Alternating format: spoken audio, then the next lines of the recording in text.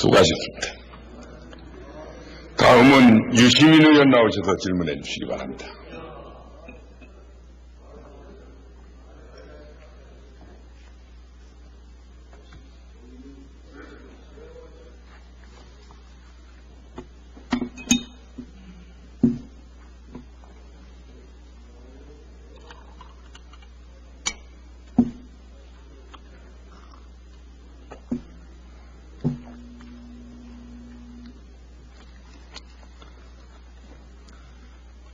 존경하는 국회 부의장님 그리고 선배 동료 의원 여러분, 경기도 고양시 덕양갑에서 온 개혁당 소속 유시민 의원입니다.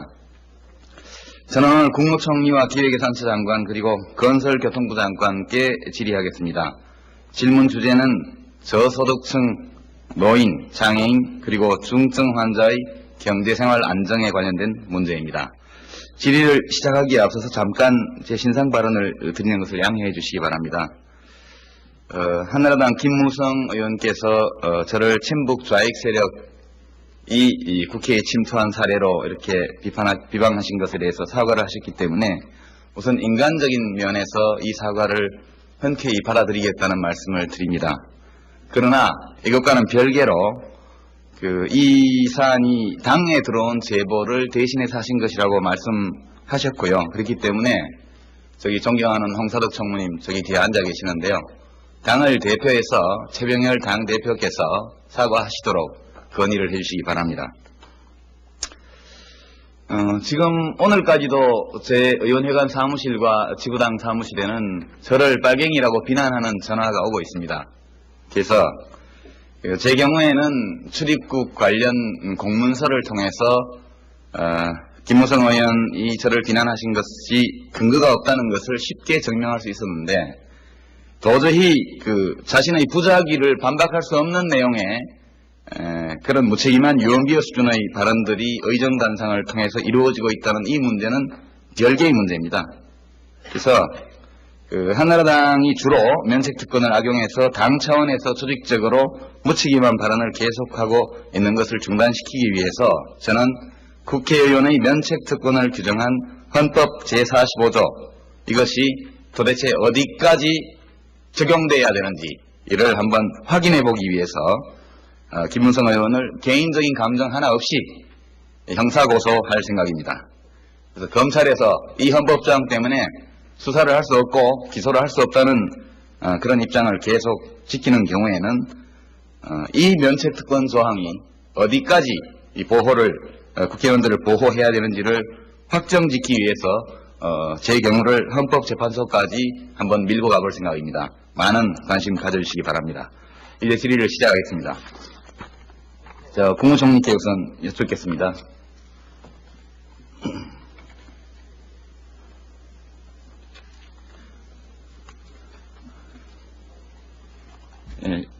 여러 날 고생하시는 터라 좀 죄송한데요. 그래도 이 참여정부의 국정 철학과 관련된 문제라 총리께 여쭤볼 수가 없습니다.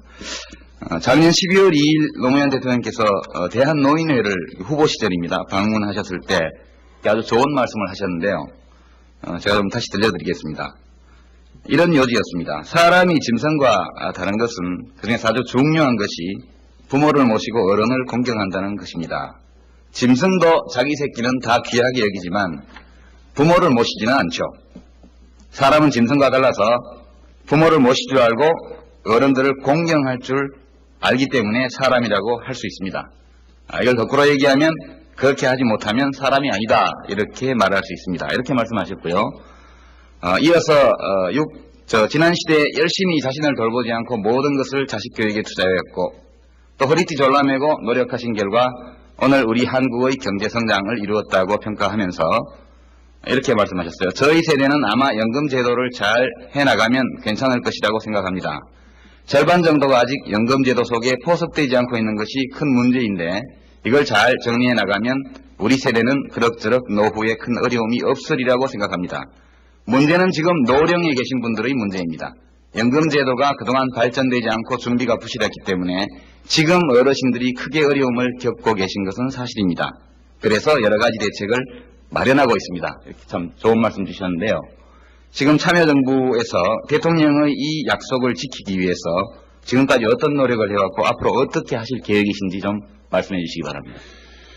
네, 그 의원님께서 지적해 주신 바와 같이 국민연금제도를 처음 도입하면서 그때부터 연금의 혜택 대상에서 제외된 노인계층이 나타났습니다.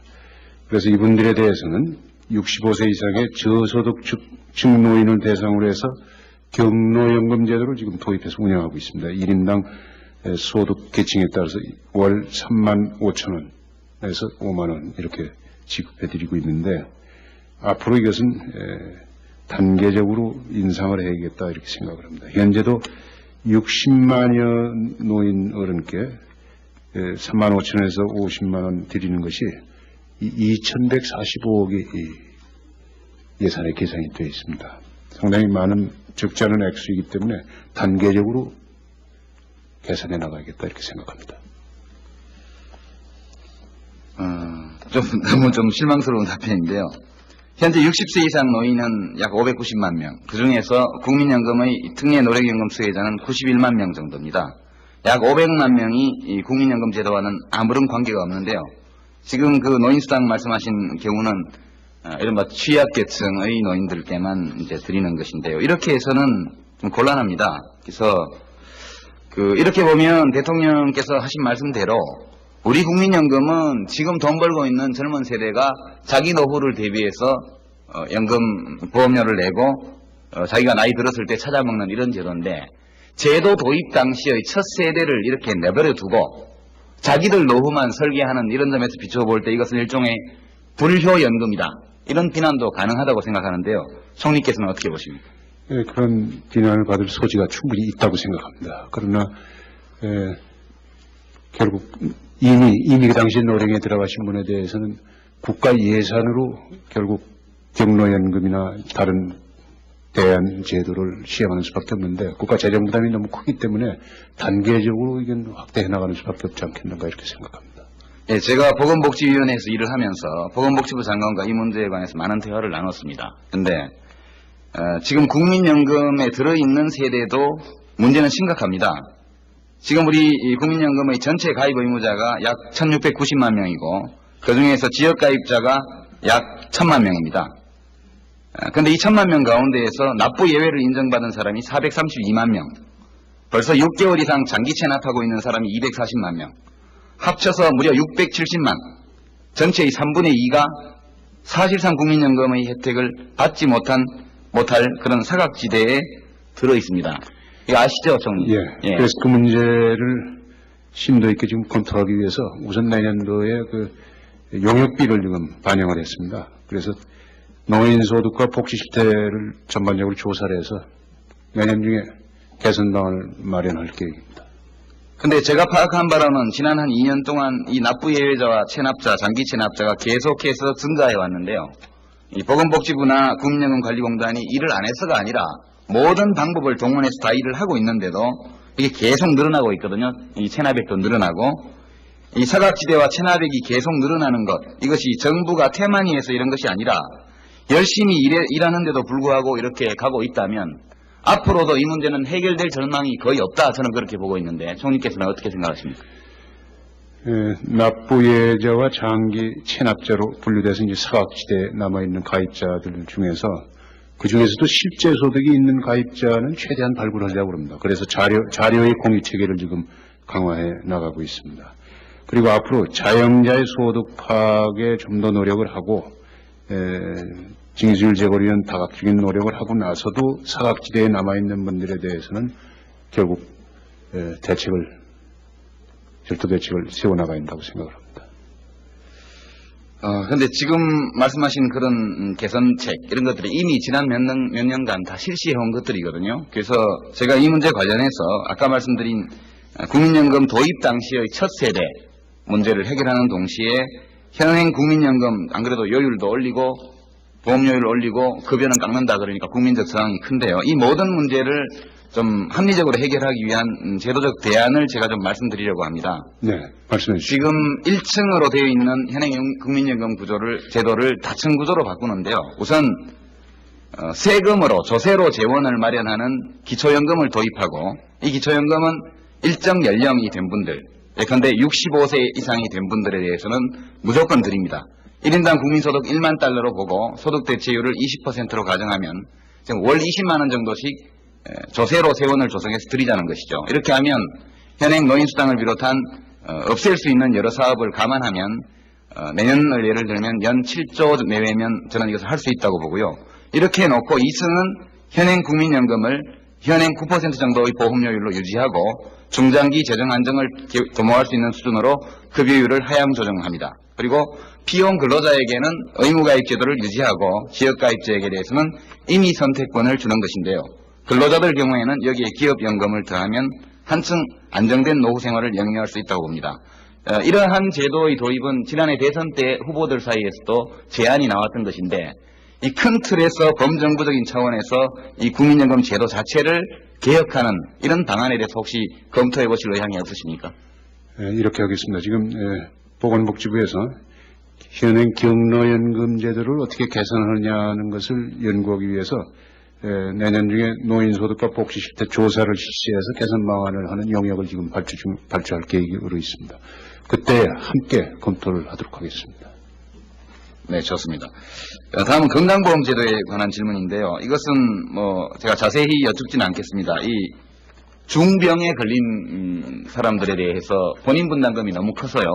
이 본인 분담금을 1인당 연간 300만 원으로 한정하고 그것을 넘어가는 부분에 대해서는 건강보험공단에서 맡아주는 이 본인 부담 총액 상한제를 실시할 경우에 약 1163억의 예산, 보험재정의 0.6%로 10만 명의 환자, 가족까지 30여만 명에게 긴급하게 혜택을 줄 수 있다고 이렇게 생각하는데요. 이 보건복지부 장관께서 의지는 있습니다만 확신이 없으신 것 같아요. 그래서 총리께서 한번 든든하게 뒷받침을 해주셔서 이 제도가 내년부터 도입될 수 있도록 좀 해주시면 좋겠는데요. 어떻게 생각하십니까? 이 자리에서 제가 결론을 단한 드리지는 못합니다만은 말씀하신 취지대로 경증 환자에 대한 보험 적용법인은 줄이는 대신에 지금 말씀해 주신 중증 환자에 대한 보장성 강화를 위해서 본인 부담 상한제를 도입하는 문제, 이것은 필요성이 있다고 봅니다. 그러나 앞으로 그 보험료의 부담 정도라든지 또 도입 보험이 등과 관련해서 이건 신중히 검토를 하겠습니다. 신중히 하시되 좀 적극적으로 해주시죠. 제가 단언을 못 드리겠습니다. 재정에 관한 문제가. 그 다음 장애인 이동권 문제에 대한 질의인데요. 우리 헌법 제10조는 모든 국민이 인간으로서의 존엄과 가치를 가지며 행복을 추구할 권리를 가진다.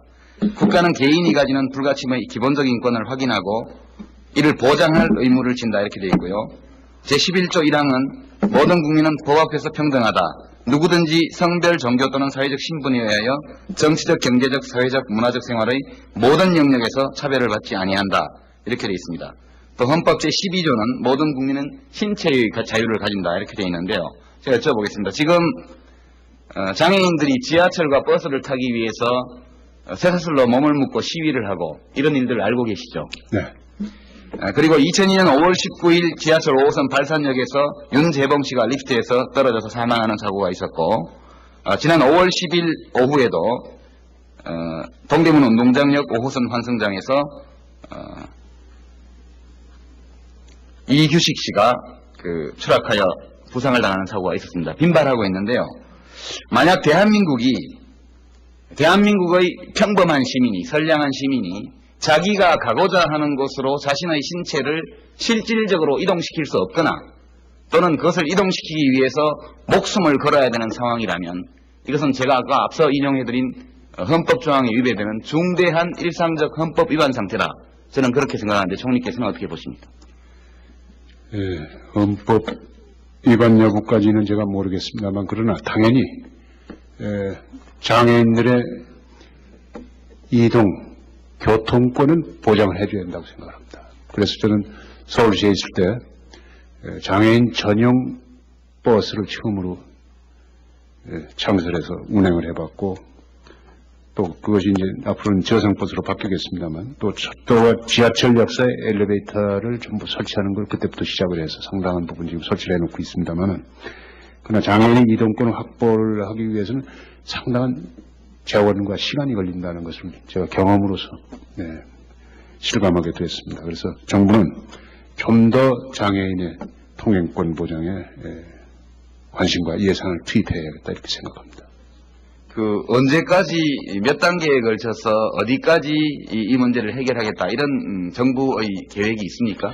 지금 2차 장애인 복지발전 5개년 계획이 있습니다. 여기에 장애인이 편리하고 안전하게 생활을 할 수 있는 교통 기반을 구축하는 데 중점을 두고 다양한 계획들을 하고 있습니다. 그러나 이것이 2007년까지 기초적인 수준을 완성하기 위해서는 정부가 좀 더 관심을 기울여야 한다고 생각합니다. 예, 고맙습니다. 여기까지 하죠. 네. 예, 감사합니다. 네. 다음 건설교통부 장관께 여쭤보겠습니다. 존경하는 국회 부의장님 그리고 선배 동료 의원 여러분, 경기도 고양시 덕양갑에서 온 개혁당 소속 유시민 의원입니다. 저는 오늘 국무총리와 기획예산처 장관 그리고 건설교통부 장관께 질의하겠습니다. 질문 주제는 저소득층, 노인, 장애인 그리고 중증 환자의 경제생활 안정에 관련된 문제입니다. 질의를 시작하기에 앞서서 잠깐 제 신상 발언을 드리는 것을 양해해 주시기 바랍니다. 한나라당 김무성 의원께서 저를 친북 좌익 세력이 국회에 치하는 전화가 오고 있습니다. 그래서 제 경우에는 출입국 관련 공문서를 통해서 김무성 의원이 저를 비난하신 것이 근거가 없다는 것을 쉽게 증명할 수 있었는데 도저히 자신의 부작위를 반박할 수 없는 내용의 그런 무책임한 유언비어 수준의 발언들이 의정단상을 통해서 이루어지고 있다는 이 문제는 별개의 문제입니다. 그래서 한나라당이 주로 면책특권을 악용해서 당 차원에서 조직적으로 무책임한 발언을 계속하고 있는 것을 중단시키기 위해서 저는 국회 수고하셨습니다. 다음은 유시민 의원 나오셔서 질문해 주시기 바랍니다.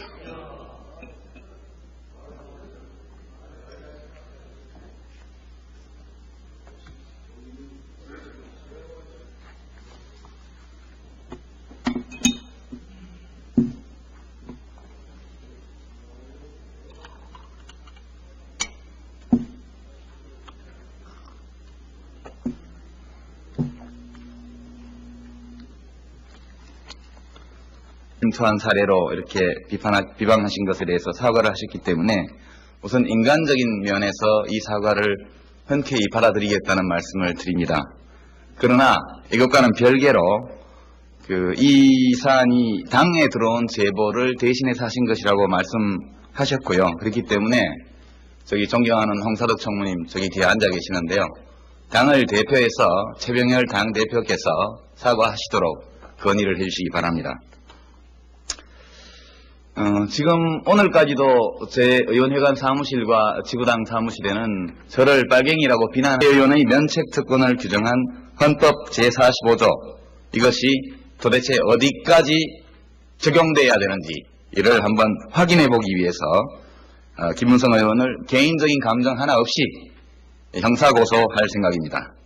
그래서 검찰에서 이 헌법조항 때문에 수사를 할 수 없고 기소를 할 수 없다는 그런 입장을 계속 지키는 경우에는 이 면책특권 조항이 어디까지 이 보호를 국회의원들을 보호해야 되는지를 확정짓기 위해서 제 경우를 헌법재판소까지 한번 밀고 가볼 생각입니다. 지키기 위해서 저는 국회의원의 면책특권을 규정한 헌법 제45조 이것이 도대체 어디까지 적용돼야 되는지 이를 한번 확인해 보기 위해서 김문성 의원을 개인적인 감정 하나 없이 형사고소할 생각입니다.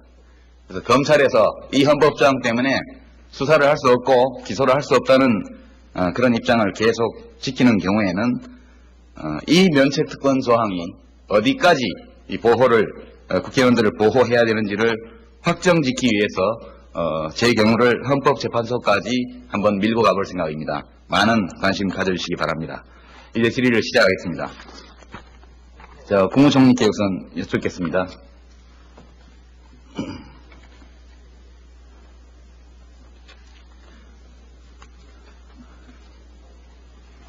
예, 여러 날 고생하시는 터라 좀 죄송한데요. 그래도 이 참여정부의 국정 철학과 관련된 문제라 총리께 여쭤볼 수가 없습니다.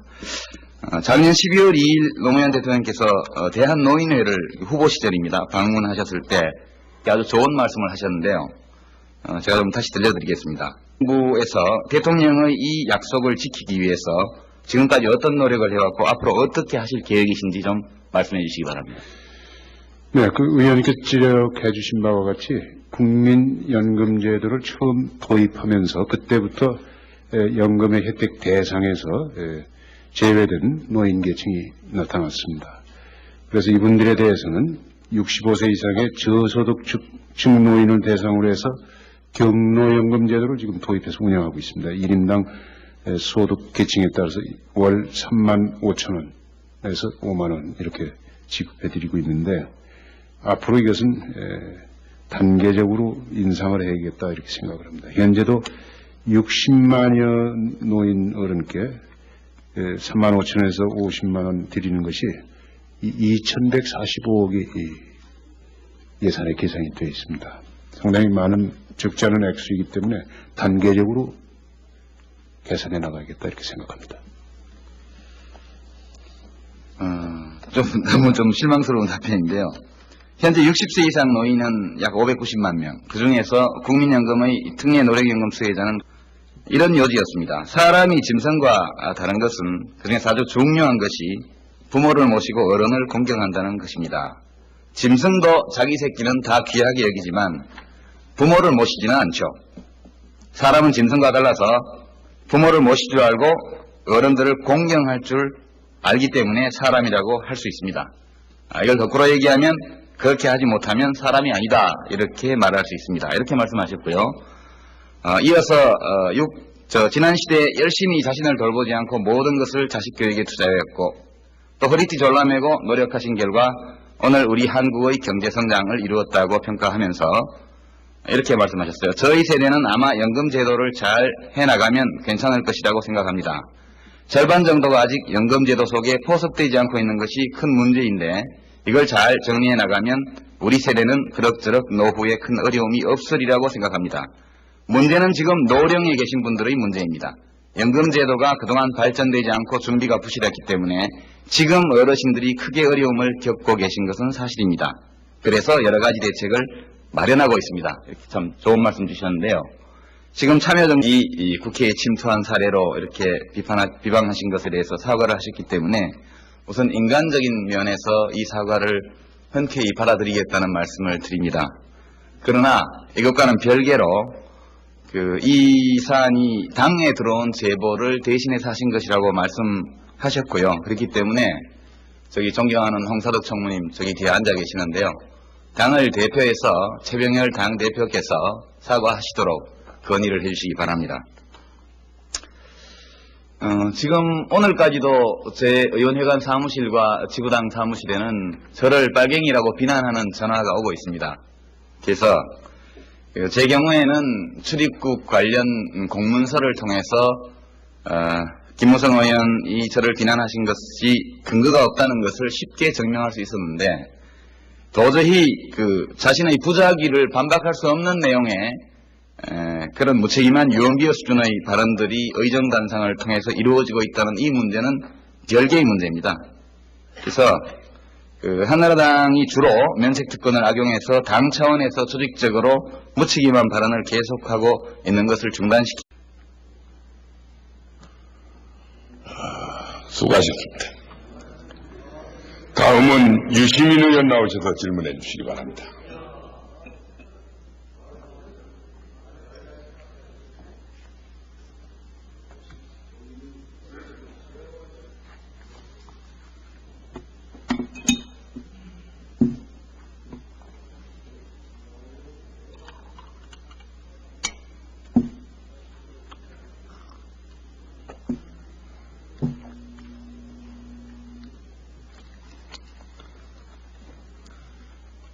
존경하는 국회 부의장님 그리고 선배 동료 의원 여러분, 경기도 고양시 덕양갑에서 온 개혁당 소속 유시민 의원입니다.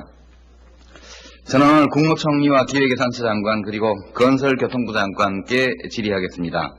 질문 주제는 저소득층, 노인, 장애인 그리고 중증 환자의 경제생활 안정에 관련된 문제입니다. 질의를 시작하기에 앞서서 잠깐 제 신상 발언을 드리는 것을 양해해 주시기 바랍니다. 한나라당 김무성 의원께서 저를 친북 좌익 세력